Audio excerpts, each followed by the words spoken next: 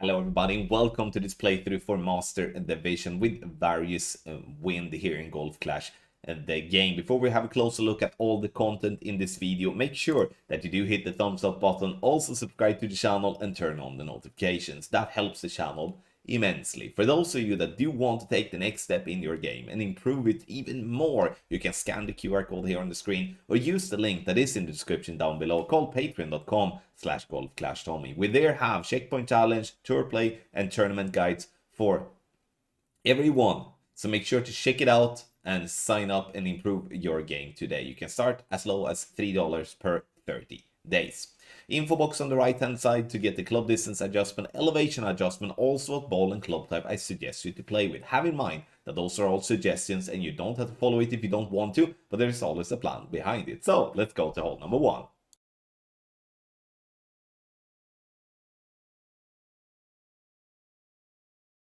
On the drive here on hole number 8, we do have a slight headwind, which is not really what we want to have, but it's what we're having. We're starting a P3 max rest, which is plus 16. White ring to be to the right by the rough line, and once we have done that, we're swapping to a pock and Hornet bag. So Hornet level 9 is not that often that I use that club, so make sure to remember to pack that. Adjust max plus max plus 20 P0, and we are playing here with a standard luminary. The more wind resistance you have, the better it will be in terms of the needle. You can also play with a P4 wind 4 ball, but you have to have a wind that does not pull you above plus 24, which can be good to have in mind. We're looking to get down to approximately 420 yards. It's not often that I do play with the Hornet, but I do that now. Top of the white ring by the fringe, where the fringe meets the green ball guideline over the hole. And the reason the Hornet is perfect here is that we do want to use all its topspin. So we use all the topspin and 2 right spin, ball guideline to be 2 green squares through the hole. Adjust is then going to be plus 15% elevation. And we are going to use 32% slider from plus 6, adding and subtracting 0.1 for every yard. Perfect ball it is, and you can see that will land nicely into the rough, roll down the green, and we're dropping dead center for the eagle here on hole number 8. Get our guide on patreon.com/golfclashtommy.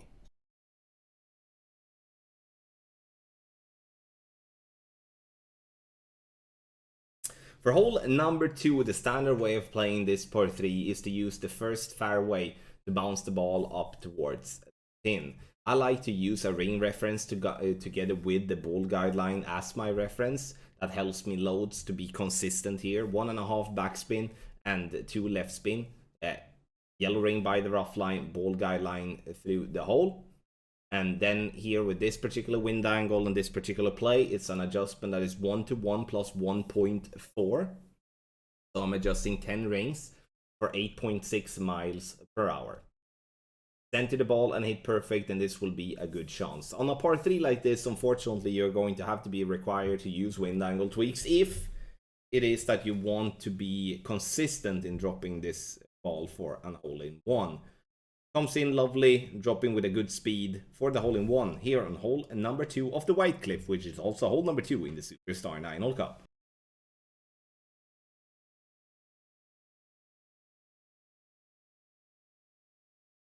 On the drive here on hole number 3, we are going to start at the top of plus 5 and the different ring references for the different epochs. We are going to do 6.9 topspin and 3 left spin. We're looking to be around 372 to 378 in terms of yard. Adjust max plus 20 P0, and we're going to use 1.7 ball left curl with just before circle drop over power. So once we're done that, we're going to hit perfect. Here you don't have to play with a P1 ball, but you can. You can play with any P1 plus ball, but you do need to have a side spin 3. Drive super consistent, and we're getting it up to where we want. And now we're gonna attack the pin with a sniper.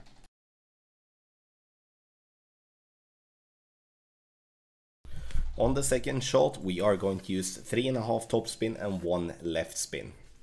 We are always going to be in landing position here, but obviously having a P2 plus ball will give you a better range, and P1 ball you are limited to plus 5 yards, and then it is important that your drive is absolutely bang on.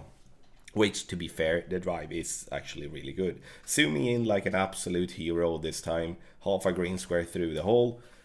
We are going to make an adjustment that is from +3 and +4. We are doing 1-to-1 plus 0.3, and this is what we classify is as the red angle. We're using just before circle break on the power and 3 clicks of right curl. The reason I'm choosing the underpower here is to allow to aim at or through the hole instead of have to offset a lot or do a respin. Definitely not a shot that's gonna, I can't sit here and say that this is a money shot. We're gonna be close and around the hole with a perfect, but this hole is very difficult to drop from distance. Get our guide on patreon.com/golfclashtommy.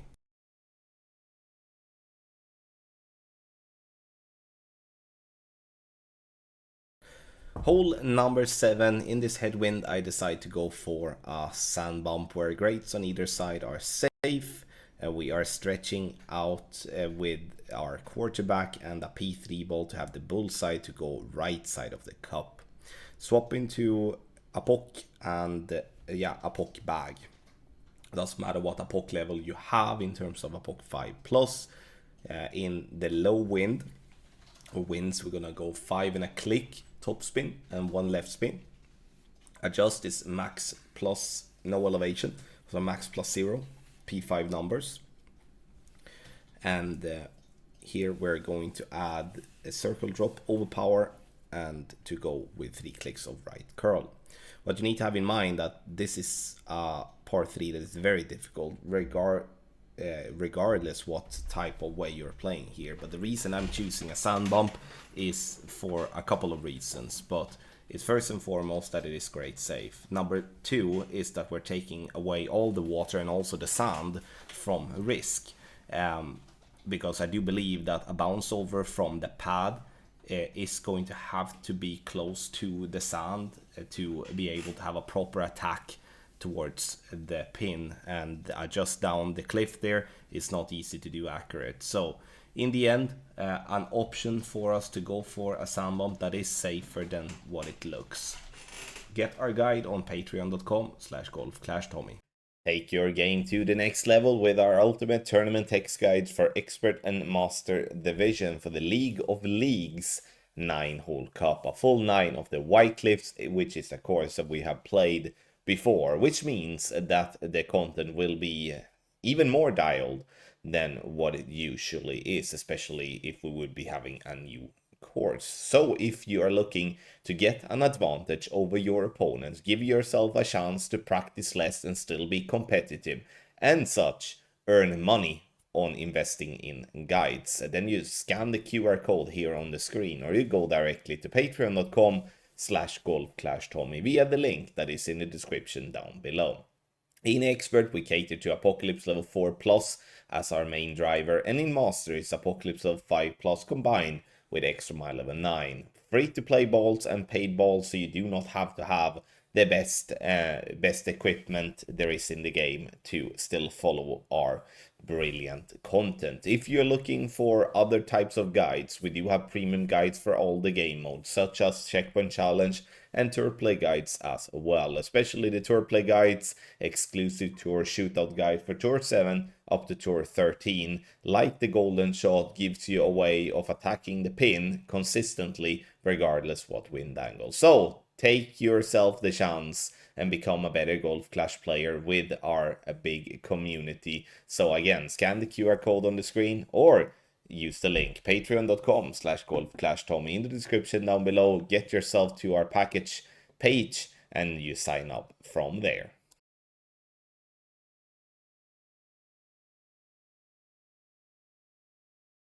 Every single time we've had this hole in the tournament, I've said this is probably one of the most boring holes there is. And it is, and it's the same this time. It's not gonna change.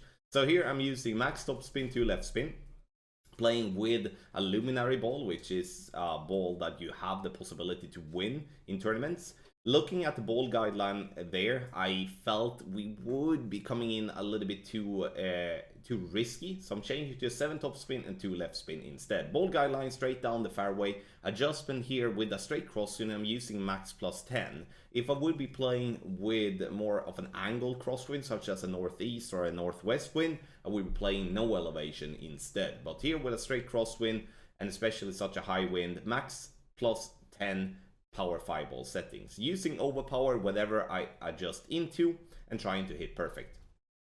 Great right and great left will normally be fine here because we do have a lot of room on this fairway, and the goal here for us is to be on fairway as close to the rough line to the right possible. So in this scenario, the great right definitely was better for us, but we need to make sure to not go into the rough, because if we do, it's impossible. Doesn't matter if you have a straight tailwind on the second shot, it's impossible to reach the green in 2.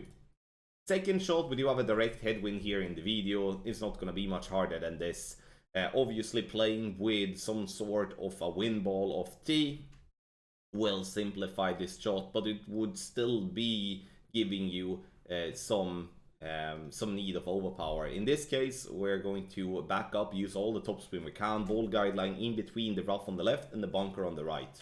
Adjust max plus 10 power 5 ball settings, and you will notice that we're gonna go into overpower a fairly decent amount. So 2.5 rings you can see there, but even if we do go 2.5 rings in there, we're gonna use a little bit more than that. So I'm using 4 rings of overpower here to give ourselves a little bit extra, because we do want to get close to the green. We're not looking to be on the green, or definitely not going for albatross, but we're looking to be on the fringe or on the fairway just before the fringe, to just lock in the eagle. Because with headwind here, it's no chance whatsoever to get an albatross. If we would have tailwind of tee, there is some power slides and stuff like that that are super risky due to all the water, but it could definitely be a way for you to get yourself over to the other side and have a long distance rough bump to get a chance of an albatross, which is still going to be super difficult. You will see you will see more birdies than you will see albatrosses on hole number 9.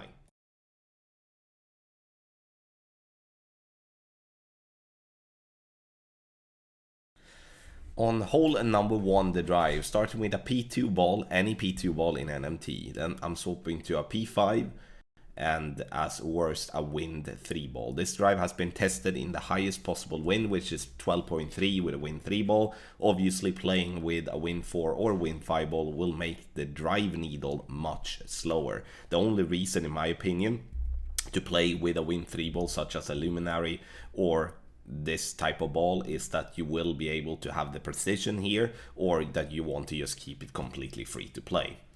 All the top spin, half a right spin, max curl to the right. I hit one bad double great left that put me a bit in a situation where the adjustment did not follow along what I wanted on approach. So would recommend to try to keep yourself with single greats as minimum, and I mean a perfect ball is going to be nice. We're looking to play a rings from in thorn on this option on the approach.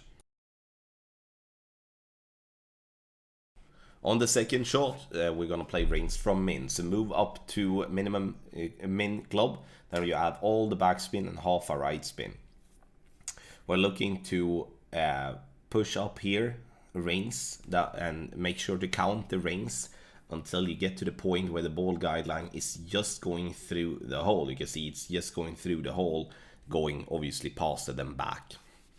Now we're going to make an adjustment that is rings from min plus 0% elevation P2 numbers. So no elevation, P2 numbers. And we're always pulling over the bullseye.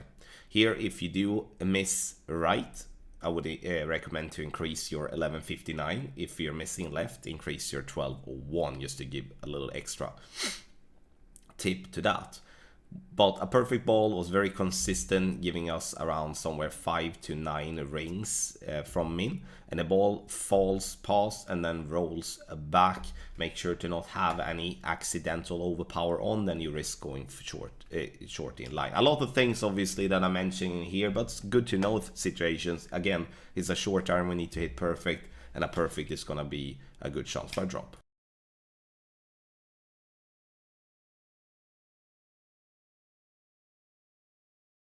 Hole number 7 of White Cliff, which is hole number 8 in the Superstar 9-hole Cup. I had the pleasure to lend a replay from my friend, and that's the replay we're looking at now. Max backspin, 1.5 right spin. We're playing here from NMT, which is at plus 14 here with the Rocket.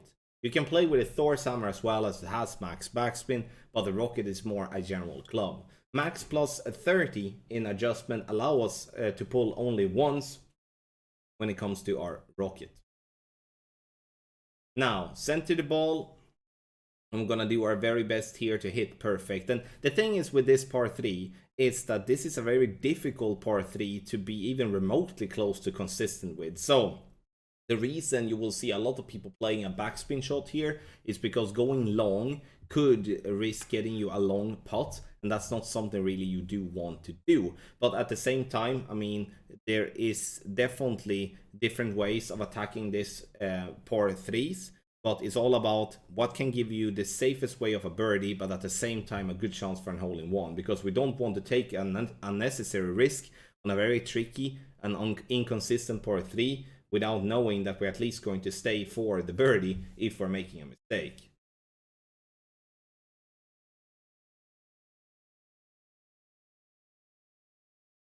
For hole number 4 in Superstar 9-hole Cup, which is White Cliff's hole number 8, we're gonna play over to the fairway island that is on the top right, using 5.5 bar topspin, ball guideline straight down the fairway. Adjust max plus 10. If we do have a tailwind, I would recommend to go on the left hand side more. This to try to put ourselves into a spot where we can play with a long iron or a short iron instead. But when we do have a headwind, to not have to go max overpower and gamble a lot, then this fairway island play is the way of playing.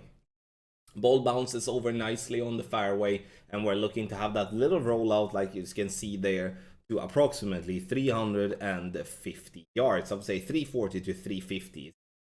Perfect. Now, second shot, and we're going to play from absolute min club with our sniper. We still have headwind, so playing with a long iron is going to be difficult in terms of we're going to most likely adjust into max club. One right spin and one back spin, ball guideline to go just through the hole here. And then in the video, adjusting minimum distance with no elevation. The elevation obviously will differ depending on what wind direction you have, what type of spins you're having, and stuff like that. So that's something to have in mind. I'm just demonstrating what we do have here in the video. Making the adjustment, and then it's all about hitting perfect with our sniper, which is not the easiest, but it's definitely a possibility.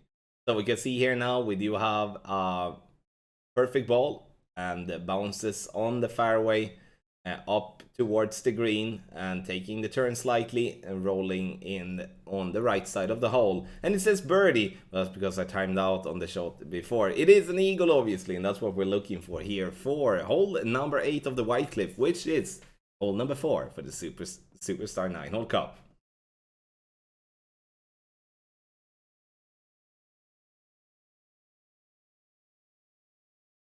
A POC 6 plus shot. We're starting with a P4 ball in NMT, preferably a side spin.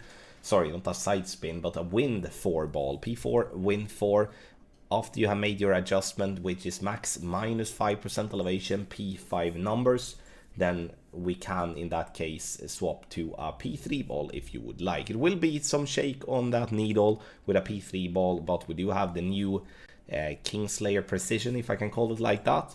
That you can use, but you can also use a standard Kingslayer here. You do have room for grades, maybe not double grade right, but single on either side should be fine. A POC 6 are going to push up, in that case 1.8 rings to try to get to the same target yardage. That is around 500 yards. On the second shot, we are going to do a fringe check with our bullseye, with the ball guideline in line with the pin. This is +7. We are using 2 right spin and 2.8 top spin. Now, we're gonna aim in a way that I am used to do when we do not have a landing position plus the yardage, this to make sure that we are at the same spot every time. That is edge of the rough line, ball guideline through the hole. I'm using that cloud that is in the water, or whatever we like to call it, as my reference. This is the middle angle.